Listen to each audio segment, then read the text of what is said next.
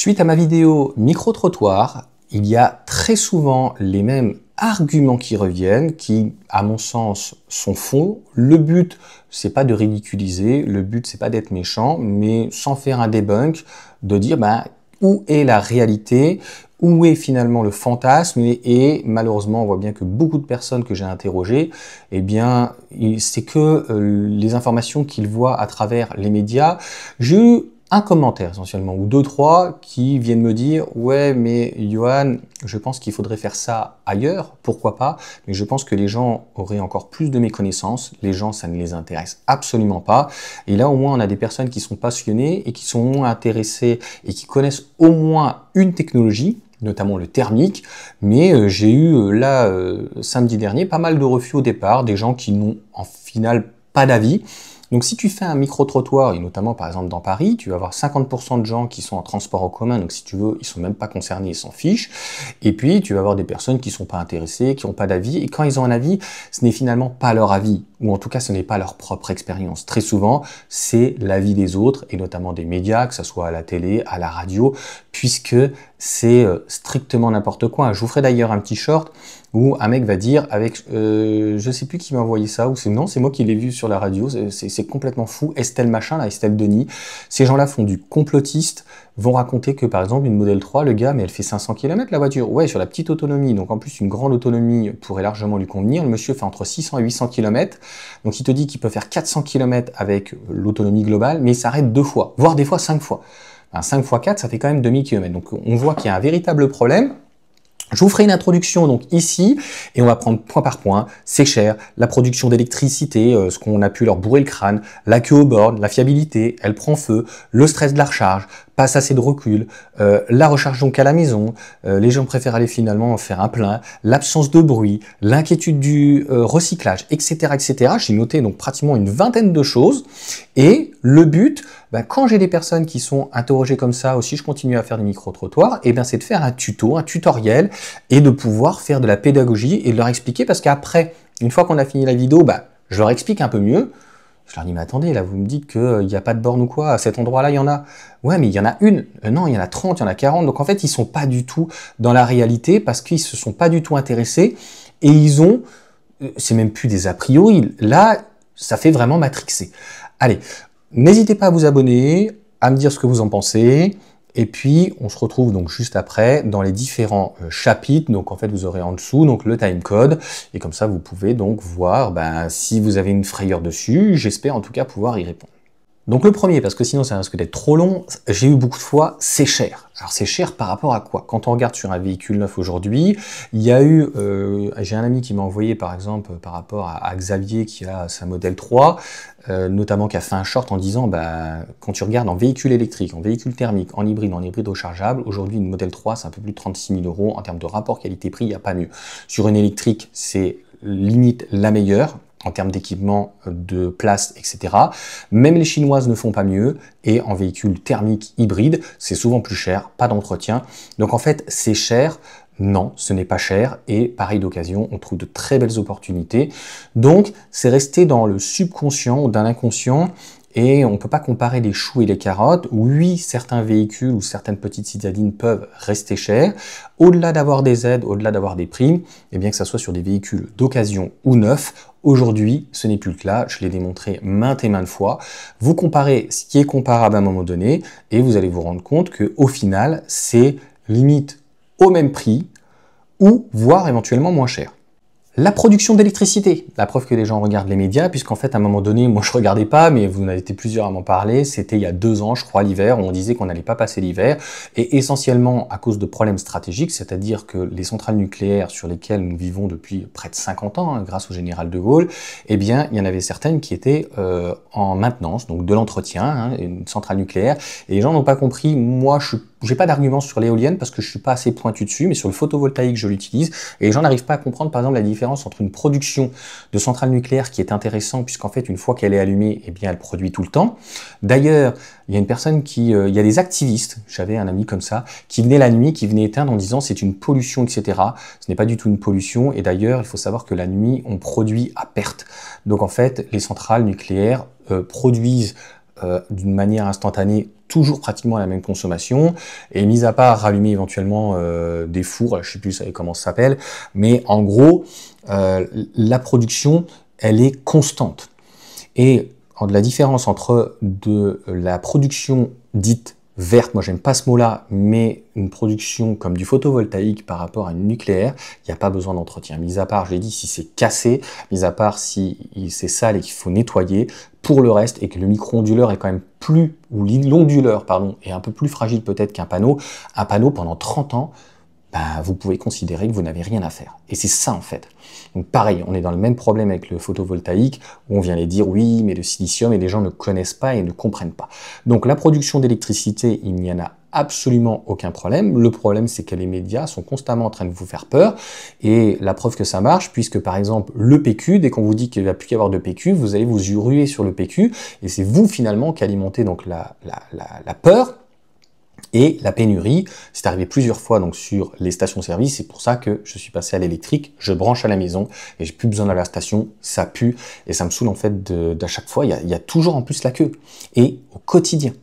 La fiabilité, alors honnêtement, quand on voit la fiabilité aujourd'hui d'un PureTech, des 3 cylindres et des derniers moteurs qu'on propose, c'est juste catastrophique. Aujourd'hui, un moteur est donné entre 150 et 200 000 km, donc c'est relativement faible. On est très loin des 240 voire 300 000 km.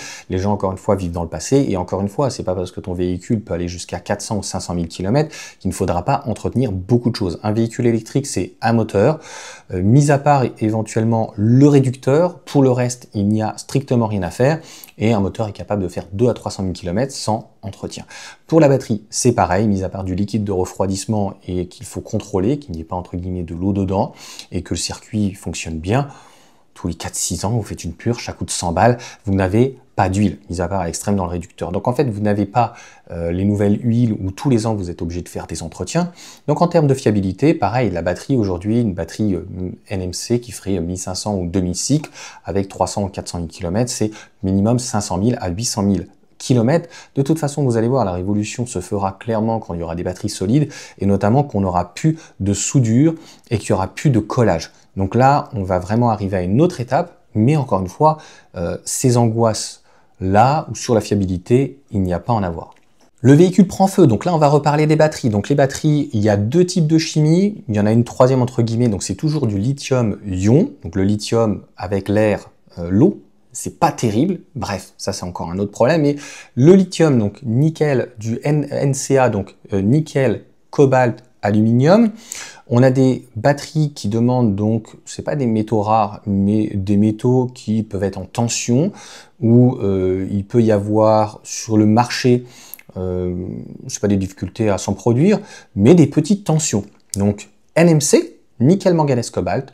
Aujourd'hui, si vous ne voulez pas ce type de chimie, ce type de densité, vous avez des batteries lithium, fer, phosphate, donc dit LFP, qui sont des batteries souvent faites en Chine, ce qui est dommage puisqu'en fait elles ont été inventées aux États-Unis à Austin en 1996 de mémoire, et les batteries d'ailleurs nickel, manganèse, cobalt ont été donc inaugurées, ont été donc découvertes à Lyon dans les années 60 si ma mémoire est bonne.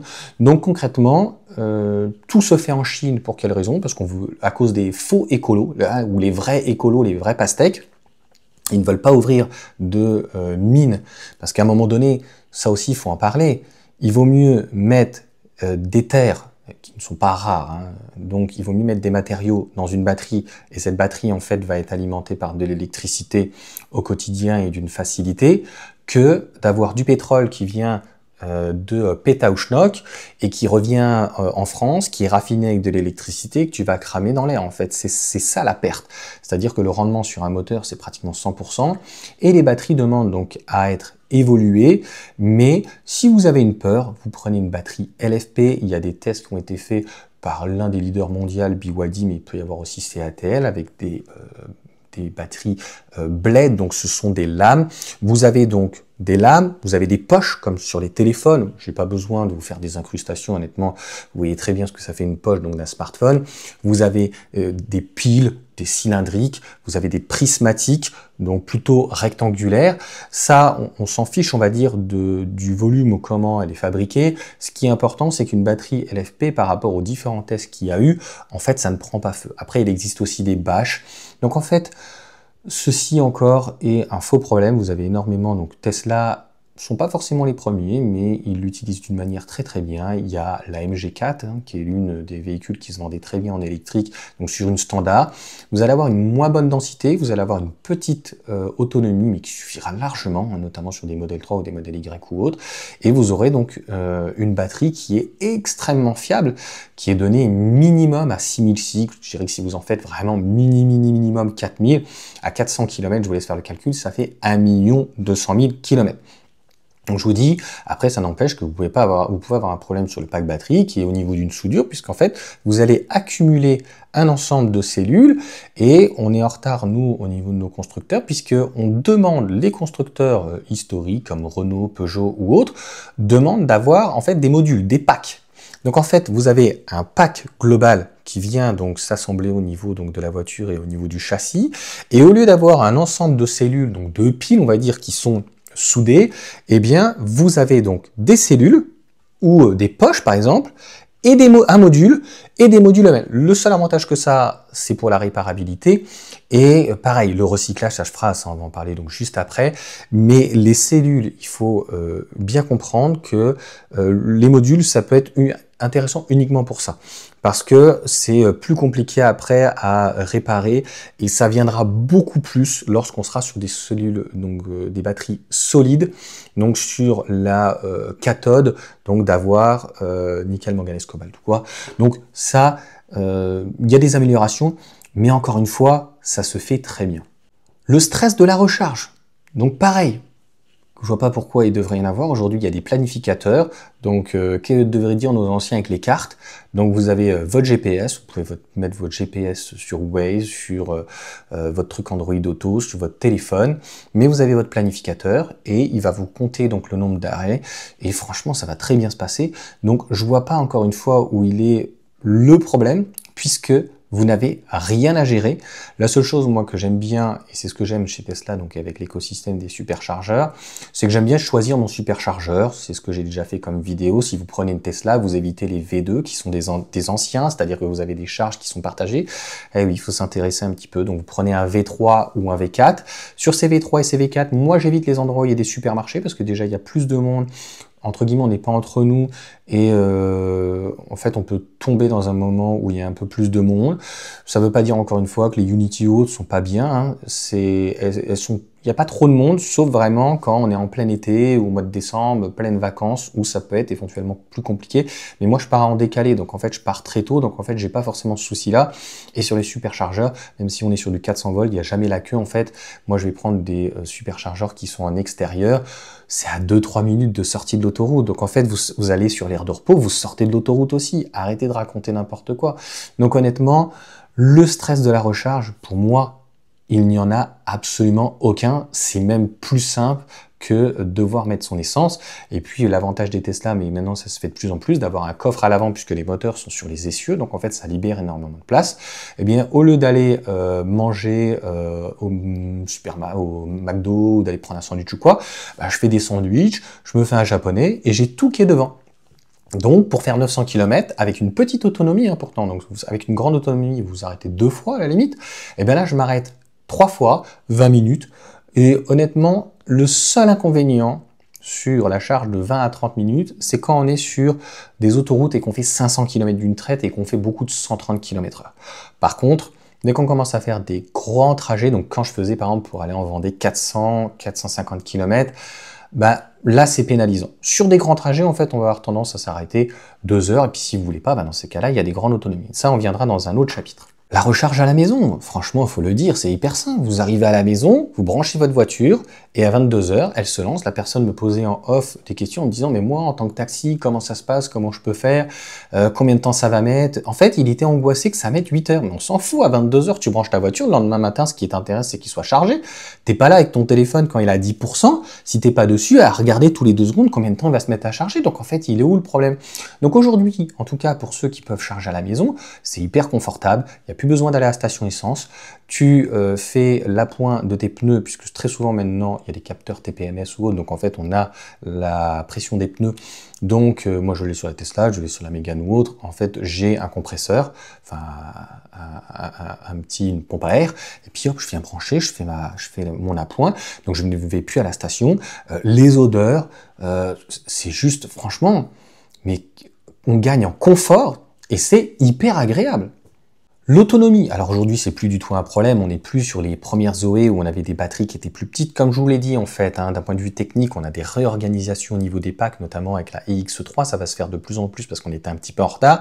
Je vous l'ai dit, le pack global, en fait, il va y avoir les cellules qui vont être mis accolées, bout à bout, si on peut dire, pour vraiment faire simple, et on n'a plus de module, ce qui fait que ça gagne de la place, et donc on a des grandes autonomies aujourd'hui qui, comme le X3, mais tout le groupe Stellantis avec les grosses batteries de 98 kWh qui proposent entre 700 et 800 km. Ça veut dire que sur l'autoroute, vous allez pouvoir faire entre 400 et 500 km. Donc là où il faut regarder au niveau de la pointe, si vous faites beaucoup d'autoroutes ou que vous n'avez pas envie de trop perdre de temps sur les autoroutes ou quoi, c'est de regarder s'il y a une architecture 800 volts, mais bon, il y a essentiellement Unity qui propose. Si vous êtes sur l'autoroute et que tous les autres ont une recharge, ça j'en ai dit, hein, c'est un problème. C'est-à-dire que si tu es sur une recharge en 10, 12, 15 minutes, mais que tu es obligé de patienter parce que malheureusement tu n'as que 6 bornes, c'est une réalité. C'est vrai que dans des moments de forte tension, eh bien tu peux te retrouver avec des gens qui font à 40-100%. Là, c'est juste horrible. Chez Tesla, voilà, quand vous avez une tension comme ça, eh bien, on vous oblige, ou c'est plus cher, donc les gens vont quitter, mais j'ai jamais vu de personne qui fasse ça. Vous faites des 10-80. C'est pour ça que je préfère les superchargeurs. Mais l'autonomie, vous avez des petites batteries qui vont être essentiellement des LFP, ou en tout cas de plus en plus, donc des lithium vers phosphate, mais elles font très bien leur boulot, et des grosses batteries, donc en NMC, qui vont vous permettre, voilà, le groupe Stellantis avec la STLA, vous avez Mercedes aujourd'hui qui tout le monde vous propose entre 700 et 800 km. Donc aujourd'hui, devoir vous arrêter toutes les 4 heures, franchement, et faire un 10-80, 90 juste après, je vois absolument pas où est le problème. Donc il n'y a aucun souci. L'absence de bruit, alors ça c'est revenu très souvent, alors que franchement, très souvent les gens n'ont pas la chance d'avoir un V8 ou autre, on peut le comprendre, mais à la fin, quand tu fais 1000 km avec un V8, t'en as un petit peu marre. J'ai eu la chance d'avoir plusieurs V6, des Boxster, des SLK en 280, 350, j'ai eu un Cayenne avec le VR6 et autres, je l'entends, j'étais pro-thermique, mais je peux vous dire que quand vous passez et conduire au quotidien un véhicule électrique, c'est nettement mieux. C'est surtout que vous allez avoir des boîtes méca, hein, ça a commencé avec des boîtes 4, 5, 6, 7, 8, des boîtes auto, jusqu'à des boîtes de vitesse 10 rapports. Sur un véhicule électrique, il n'y a qu'un rapport, et si le véhicule, vous l'avez bien choisi, eh bien, il s'arrête tout seul. Donc ça veut dire que vous n'avez plus besoin de toucher la pédale de frein. Pareil, on y viendra pour l'entretien, disque et plaquettes, même les pneus, tout ça c'est un faux problème. Mais clairement, l'agrément de conduite et le calme et le silence, même moi je pensais, ouais mais quand il y a une voiture électrique qui fait une marche arrière, il y a un bruit spécifique. Donc en fait, je vois absolument pas où il est le problème.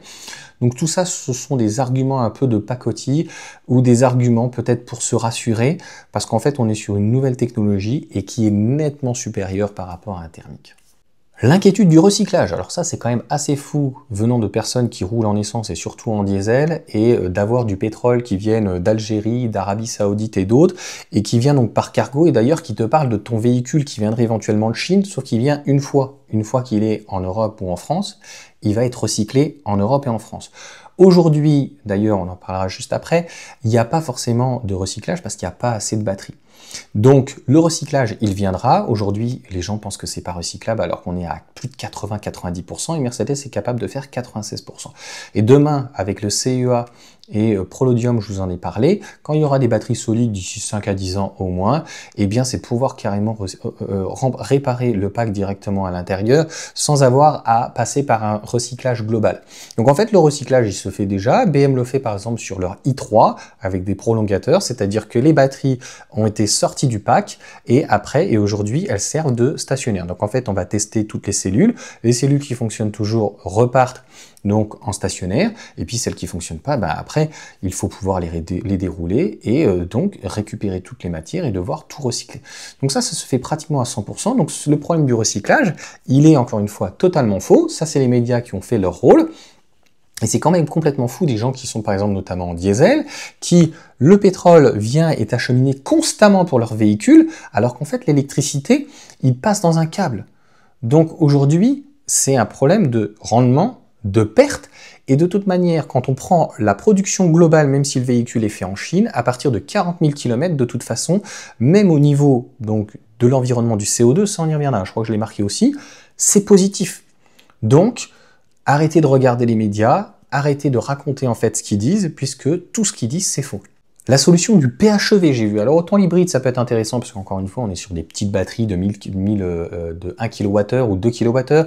Ça peut même être très intéressant, l'hybride non rechargeable, puisqu'on peut éventuellement, si on veut un 4 roues motrices léger, on va dire, qui viennent juste en appui sur des voitures de sport ou autres, et bien concrètement, si on est en traction ou en propulsion, et bien on peut venir donc appuyer en plus sans avoir une transmission intégrale. C'est là où en fait on remplace une technologie, une transmission intégrale, par un petit moteur électrique, parce que c'est très petit dans ces cas-là, et une petite batterie, elle est très petite dans ces cas-là. C'est vraiment pas gros, et ça prend pas plus de place qu'une transmission intégrale, qui a des inconvénients. La transmission intégrale demande à changer les 4 pneus en même temps, parce qu'en fait, on a le palier, hein, ça peut l'abîmer, ça peut le casser, et puis tout ça, obligatoirement, il y a des huiles, etc.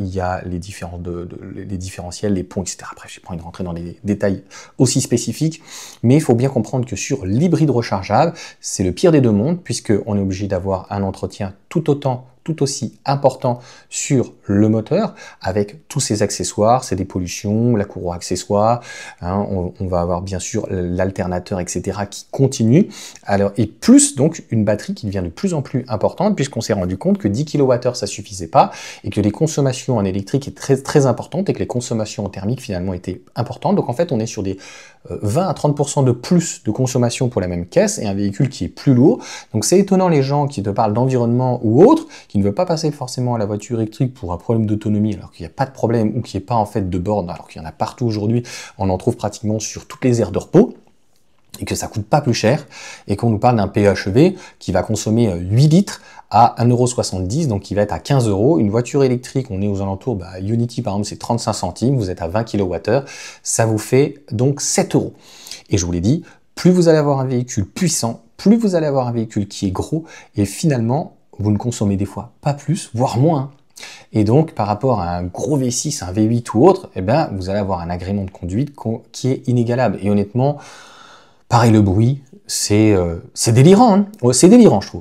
L'avenir aussi de l'hydrogène. Là, j'ai pas eu cette fois-ci donc sur le micro-trottoir, mais celle d'avant, les gens n'ont pas compris que pareil, il faut encore une batterie, on a une pile entre guillemets à combustible, même si ça rejette de l'eau, il faut de l'électricité. Pour produire de cette électricité, je vais faire simple, hein, parce que sinon ça prend 10 minutes au moins largement sur l'hydrogène, eh bien, il faut le produire. Et donc, vous avez une perte entre le moment où vous créez votre hydrogène et vous la consommez de près de 70% à peu près.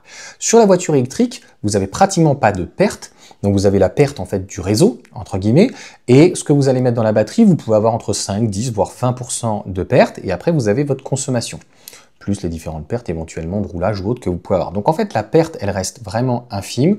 Donc l'avenir de l'hydrogène, il n'y en a absolument pas, ça coûte horriblement cher. Et donc cette pile à combustible, en fait, c'est un petit peu comme une petite centrale nucléaire. Elle vient produire, et en fait, quand elle produit trop, la batterie est là pour stocker, puisque quand vous allez accélérer, elle ne suffira pas, et dans ces cas-là, elle vient puiser dans la batterie. Donc ça veut dire que vous avez un moteur aussi électrique. Donc en fait, c'est lourd, c'est même des fois plus dangereux. Donc dans ces cas-là, soit vous prenez une voiture électrique, ou vous restez en fait au thermique, voire éventuellement à l'éthanol. Ça n'a pas d'âme. Alors en toute honnêteté, là je peux plus rien faire pour vous, c'est-à-dire en fait vous considérez qu'une voiture, la partie thermique a un cœur, et donc il faudrait l'alimenter. En fait non, on parle de technologie, donc en fait on a un moteur thermique, donc à combustion, et on a un moteur donc électrique avec des aimants permanents ou rotor bobiné ou autre. Je sais pas, je pense que vous faites pas du tout cette inquiétude quand vous êtes avec un aspirateur ou autre, donc c'est de cette même manière. Et les gens confondent finalement, moi je l'appelle mon modèle Y, l'aspirateur Dyson, parce que c'est un moteur, hein, c'est toujours le même esprit. Il y a une batterie, mais en soi c'est pas une voiture à pile, puisque on a un toucher, on a un plaisir, on a un comportement routier, et la seule chose que je peux comprendre, c'est-à-dire que c'est moins spectaculaire à l'extérieur. Donc quand vous allez faire des formules I, c'est vrai que ça fait moins sensationnel, c'est-à-dire que vous n'entendez pas le bruit ou autre, mais je peux vous dire que le plaisir, surtout le comportement routier quand vous conduisez, c'est juste complètement fou. Le coût au kilomètre, hein, j'ai voulu le rajouter, même si les gens parlent et disent que c'est très très cher.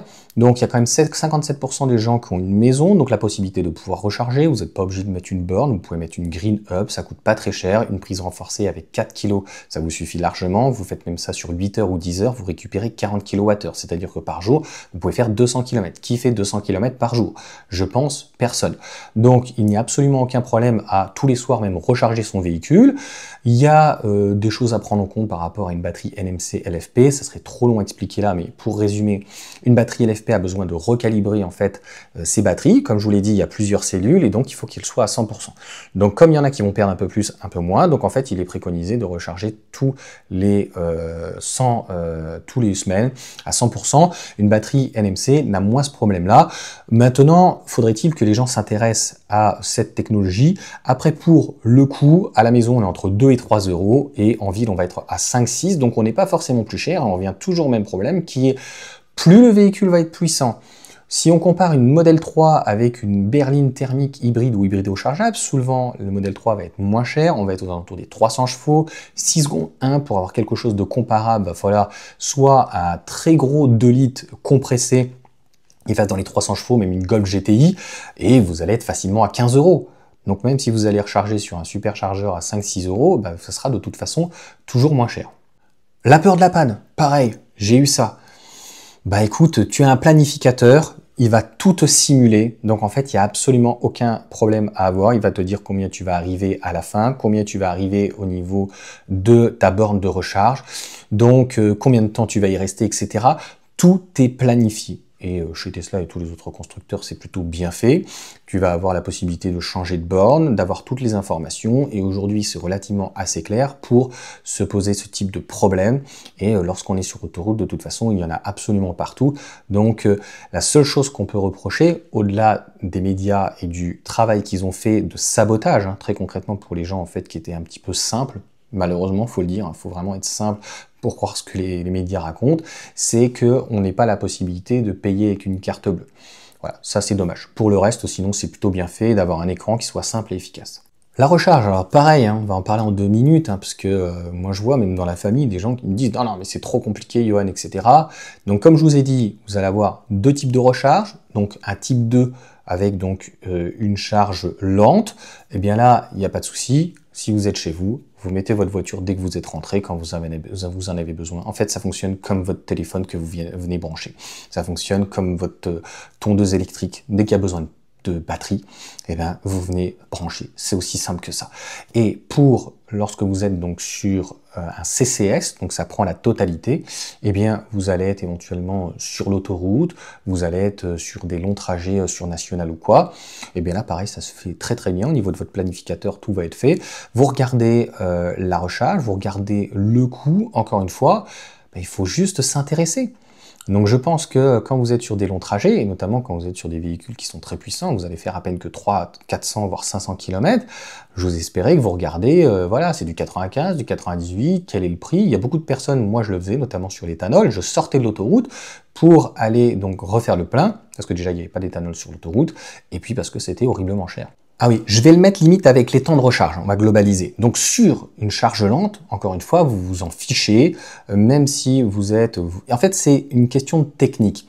Si vous avez la possibilité gratuitement ou pas cher de vous recharger les midis et que tous les midis vous avez un travail qui vous arrête pendant 2 heures et que 22 kW éventuellement, pendant 2 heures, vous allez récupérer 44 kWh, puisque vous n'avez pas de préconditionnement ou quoi, puisqu'on est sur une charge lente, assez, eh bien c'est à vous de voir. Si vous êtes sur donc un CCS, après donc les charges rapides, c'est à vous de voir la configuration. Est-ce que vous prenez du 800 volts? Qu'est-ce que vous prenez du 400 volts? C'est la même chose quand vous achetiez en fait un véhicule avec un moteur éventuellement. C'est-à-dire que là, vous vous attardez pas sur le moteur parce que c'est un moteur électrique et en fait, qu'est-ce qu'il y a à savoir si c'est un rotor bobiné ou un aimant permanent, ça vous intéresse pas.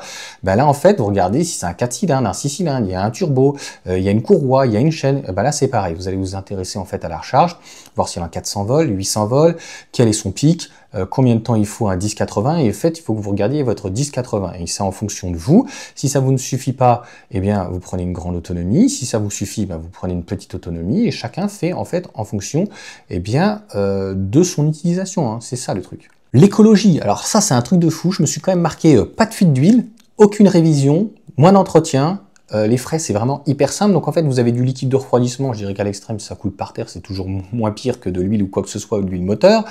Mais ça n'arrive pas. Donc liquide de refroidissement et la seule huile entre guillemets qu'il y a, ben, c'est au niveau, donc vous avez la purge au niveau du liquide des freins, liquide de frein, et l'huile au niveau du réducteur. Après, au niveau des fluides, le liquide de refroidissement, le liquide lave-glace, et c'est à peu près tout. Donc le gros avantage, encore une fois, c'est qu'il n'y a pas de fuite ou quoi, et un pack batterie, ben, s'il fuit, vous allez le voir passer. Donc vous allez le voir passer d'ailleurs dans les médias.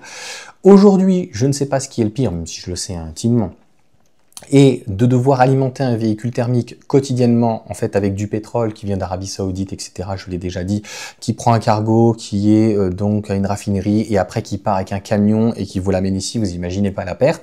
Aujourd'hui, vous avez votre centrale nucléaire, pour faire simple, elle vous délivre votre électricité déjà chez vous, en fait, et vous prenez donc une prise renforcée, une borne de recharge ou quoi, et vous venez brancher donc votre voiture. Donc pareil sur les métaux. Il y a plein de choses à dire, mais on pourrait faire des mines, ça créerait de l'emploi avec du lithium et autres. On peut trouver ça détestable, mais ça c'est la mondialisation, c'est-à-dire que le recyclage, on espère qu'il se fera en Europe, en France. Il y a déjà des usines, il y a déjà des entreprises qui le font. C'est pas hyper rentable parce qu'en fait ça coûte à peu près 20% de plus. C'est toujours le même problème, c'est-à-dire qu'on a des personnes qui ne veulent pas mettre la main au portefeuille et donc on a des entreprises qui délocalisent et après on se plaint qu'il n'y a pas forcément de l'emploi. Et oui, mais à un moment donné, il faut savoir aussi acheter à sa juste valeur. Donc concrètement, l'écologie, il faut savoir qu'un véhicule électrique, même s'il est produit en Chine, au pire du pire, qu'il arrive en France, eh bien au bout de 40 000 km, si vraiment l'écologie ça vous intéresse, eh bien c'est positif.